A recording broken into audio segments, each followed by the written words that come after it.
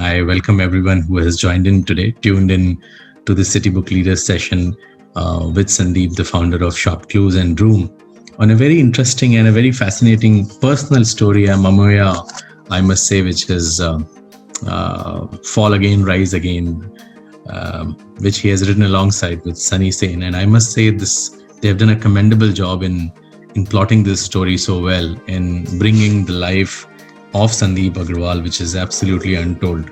Now, just imagine, ladies and gentlemen, a person in his college days was termed as a hero because he was the most outgoing person. People used to look for him, but he always had the challenge that he couldn't pursue his thoughts in well-spoken English, but he overcome that. He went to United States, did his MBA from one of the best institutes there, became an analyst, and not to just an analyst, high-flying, very well-known analyst, so that even the top-notch people from the Silicon Valley used to consult him. From there, he took a plunge, thought of starting an e-commerce venture, which he named as ShopClues. 35th entrant. Just imagine when in the startup world in 2013, 14, 12, when the world was just looking for absolute new ideas coming up, the internet was just booming, the Facebook had just taken its own shape. That time, Sandeep, after leaving his cozy, comfortable job out there in the US, took a plunge, started ShopClues. And not only that, he made it $1 billion plus enterprise. And then suddenly, yet again, while he was rising, the kite was up in the sky. He saw a demise. An insider trading case came his way while he was in US. He was vacationing there, and the FBI took him for interrogation. Now that's where the fall happens. But yet again, this creative gentleman, the gentleman who has always fought with the challenges, he came back and he started something which had to do with the dreams. And so he kept on his wheels going on, and the vroom of the wheels combined with the dreams of life, he created Droom. And yet again, a very successful enterprise. Today, that's what we have here, Sandeep. We're going to talk about not only the book, the chapters, but his life, and also some very interesting lessons for all of us, and especially in these times when COVID has challenged us. This pandemic has brought us to our new lows many a times. We have seen the surface, but yet there's a hope. And that hope, to me, a couple of weeks back was this book. When I read this book, this is a remarkable book. I think I would love to gift it to everyone who wants to pursue something or who has a dream in life. And he has always been challenged by others. Ki, "Arey, tumse na ho paega, tum nahi kar paoge." But that's where this book comes really handy as a bedside story. Sandeep, we welcome you for this session with City Book Leaders and our patrons. I would love to hear your story and some of the 3 important key takeaways from your life experiences that you would like to share with us. Hats, as in, if Sandeep has done it so well, there has to be some formula which he's going to share with us. Welcome, Sandeep. It's truly a pleasure to have you. Thank you. To you, and would love to hear those 3 lovely experiences which actually relates to your philosophy of the kite philosophy, when a kite goes up and it comes down. And that's what your book also says, fall again, rise again. Your story, please. So, well, Mohit, first of all, thank you for all the kind words, and thank you for having me. When we originally connected, I also did some of my research, and what a wonderful work you are doing. So it's a pleasure to be here, and thank you everyone for joining. So I think, Mohit, I think, the biggest one is I moved to India in August 2011. I spent majority of my adult life in United States, where I went there as a student and worked with Charles Schwab and Microsoft, and then on Wall Street. So I came to India, started ShopClues, and you already mentioned about a lot of detail about 35th entrant into Indian e-commerce. We probably were not only the 35th entrant, but also maybe company with the least amount of money. I had raised 1.95 million from 20 of my friends, including my former roommate who gave 50,000, and someone who gave $500,000 was the first large angel investor. we went through all ups and downs in the company, building of the company. It was early days in India. It was very similar to, I would say, Silicon Valley in 1956, 1960, when Hewlett Packard type of companies are being formed. Very similar to that type of situation. So 2.5 years into execution, we are clearly number 3, number 4 e-commerce company in India, probably number 3, and doing really well. And I'm in US for vacationing, and this the insider trading case happens, right? So during this time, I had really 3-4. This was something nobody saw it coming. I was in trauma for almost 13 months. I had to live in US, away from my family, 2 kids, and ShopClues, which was my not only just a full-time job, but I think I probably submerged myself 24/7 into it. So I had to really now, during daytime, I used to spend my time dealing with my lawyers, and I became a cooperating witness to the government, so spending time with the public prosecutors there.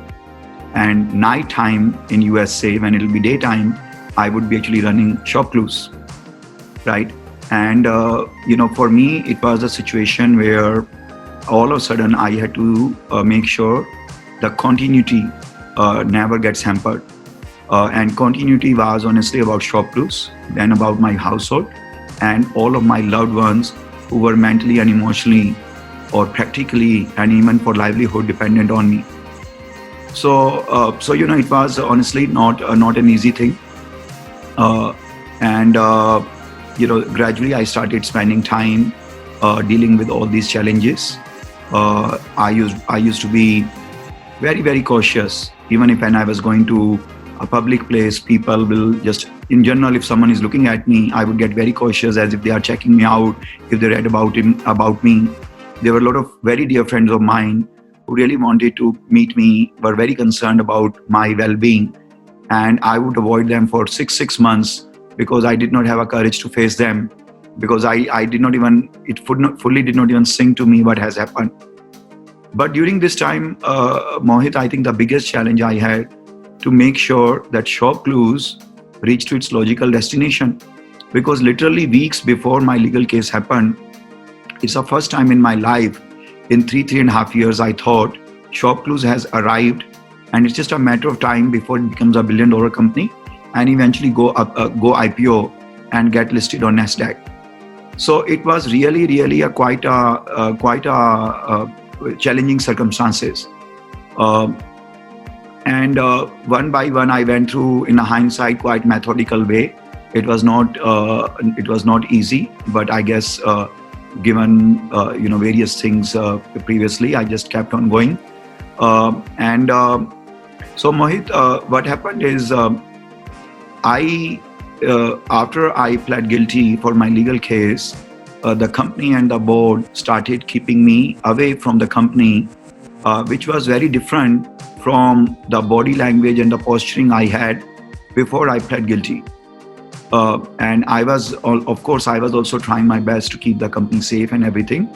So then what happened, my situation became more like this, that my baby is like for foster parenting has been given to for someone else, right? And I exactly knew when the baby is crying, whether diaper has to be changed, or he has a constipation, or he's hungry, or something else is bothering. What are the needs of the baby? How does baby sleep? Of course, I am not control freak or micromanager, so I always create companies which are scalable, which are repeatable, and which are truly an institution, not dependent on one human being. Does not matter even that human being is the main founder. So I created that company, but it was still early on in terms of, I feeling that way. So independent of my title, independent of my job, independent of my salary, I still kept on helping the company because it was my baby, right? So this would, I would say, was one example where really a lot of time it almost felt like if I was wearing a cynical hat or a negative hat, it almost felt like negative job, unwelcome person, but I only cared about the baby. So I did my best and kept on pushing it. Sorry, Mohit, you have any question? Yeah, no, so not a question, but an observation, because we have a very lovely book club that we run with R. Gopalakrishnan as Gyan Share. R. Gopalakrishnan is the former vice chairman and the vice chairman of HUL and Tata Sons.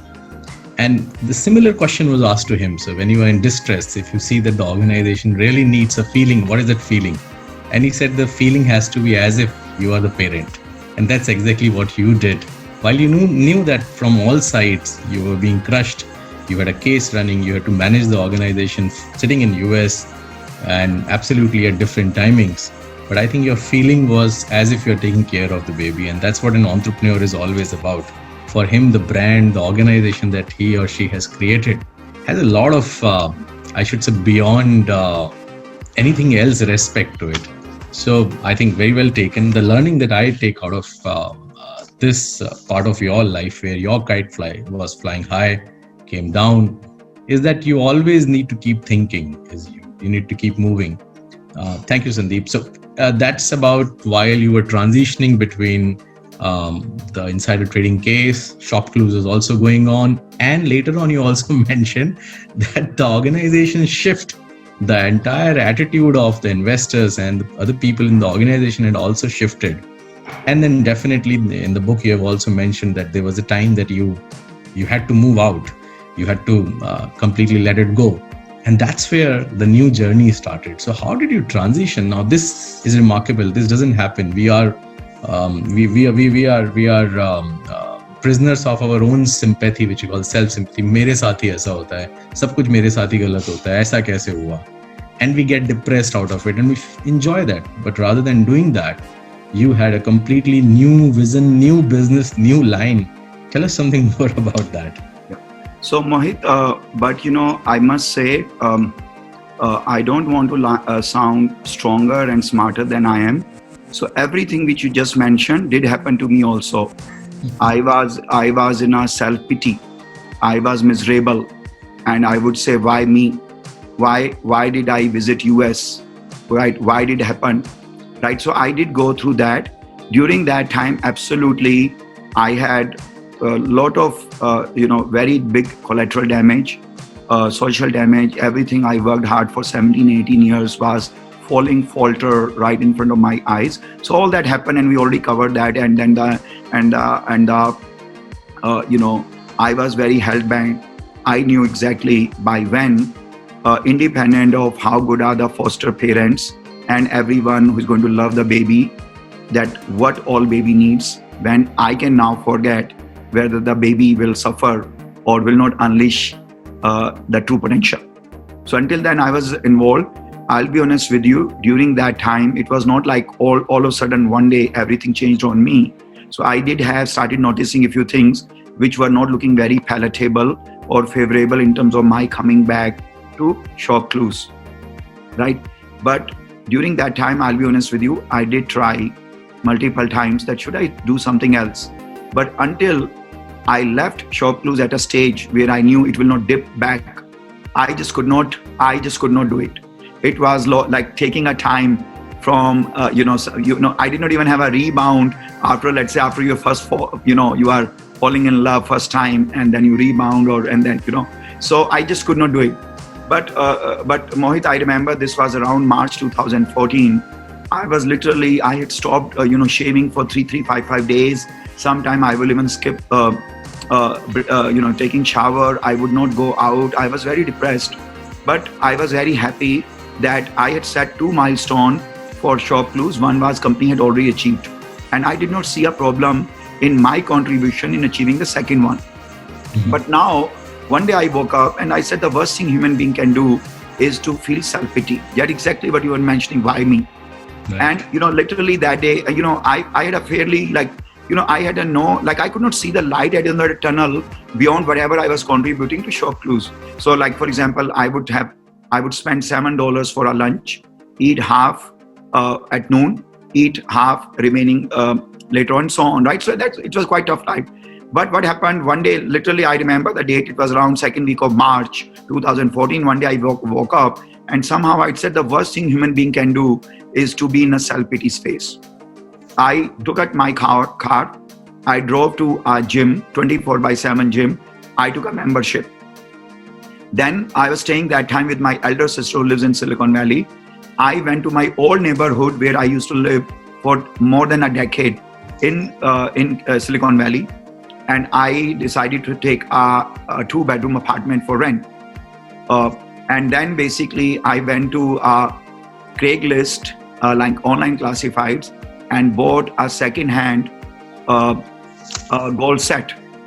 And then I found someone who was a Canadian, a PGA rank holder, who agreed to taught me golf. And I would not have done these given literally 24 hours before that what was my mental state. But maybe I was already prototyping in my mind, how would I recoup? So this was really 13th March 2014, I did that. In next 3-4 weeks, I started feeling mentally and physically healthy, mentally healthy. And then I came up with 52 different ideas, which I thought would be my next inning. Each idea was something where I thought I could create a $1 billion company. Each idea was focused for internet. Each idea had technology as a center, right? And then I used a lot of parameters because I had a lot of constraints. I could not travel out of United States without government approval. I was actively cooperating for my plea agreement. I had so many other constraints. I had no money. So I came up with the 52 ideas. After spending a couple of weeks, I dropped a few. And then I came up with 8 ideas. I spent more time. I went to industry conferences. I pick up brain of people, and finally left with 2 ideas. One was about online mobile payments. That was an era when there was no Paytm, there was no MobiKwik, there was nothing called UPI or mobile wallet, and Droom. And finally ended up pursuing Droom. And then Rohit, the person who was one of the first investor in ShopClues, also became one of the first investor in Droom. He was visiting, he's Japanese. He was visiting from Singapore, San Francisco. We decided to meet. He told me that, Sandeep, let's meet at the restaurant where Michelle Obama and Barack Obama in Chinatown, San Francisco recently met for a dinner. So it was some restaurant which got its attention. So I went there, I booked the restaurant, we decided to meet for dinner. I had no PowerPoint, I had no preparation, but I had each and every wireframe of what became the Droom's first app. And I started telling him, I was very jaded, my confidence was very low. For example, even for ShopClues, I had raised 1.95 million as a first round of capital. I went to Teru and I said, Teru, I'm looking for 350,000. And out of that, can you invest 150,000? I think I will source remaining 200,000 somehow. So I now spent 2-3 hours with him, showing him. I had no presentation, but Teru went each and every slide. And he said, I have never seen a company which is still not live with this level of detail. And your eyes sparkle and brighten when you talk about it. And you articulated your vision very, very clearly. But I cannot invest 200,000. Until then, I not even had, since 7 months, 8 months, Mohit, I had not even a single news in my life, except ShopClues one milestone. So I said, now he's going to say, however, I can't invest because of your legal case or some other constraint. He said, I can't invest $200,000. I will actually like to invest $500,000. Wow, bravo. So that really, like a first time in 8-9 months, I almost felt I had almost forgotten how the good news feels like. And then Mohit, we spent so much time there that the bar, the people were showing us faces that, hey, once you leave here, we will close the restaurant. So we went to a bar close by in Holiday Inn, in a bar which opens until 2, and we were there until 2. We spent a lot of time. Teru flies back to Singapore. 2 days later, he calls and he says, Sandeep, by the way, we are a large company. We build a lot of consensus. I was discussing with a lot of people, and I feel, it was reminding me like getting a job rejection and how they build the momentum or a setting of a stage before that. So I thought he's going to now say, however, a lot of people of opinion that they can't invest. But to my surprise, he said, Sandeep, we all like the idea so much that I was wondering if you accept $1 million. Wow. and Mohit, by then I had already sourced the 200,000, which I had told to Teru. So all of a sudden, that's how basically, honestly, my kite started flying back again. And then literally we incorporated the company in a matter of days. I took up one room. One of my friend who has an office where there are 30-40 people worked. I said, I'll give you $1,000 a month, but can you give me some office space? Yeah. Right? And that's how basically it all started.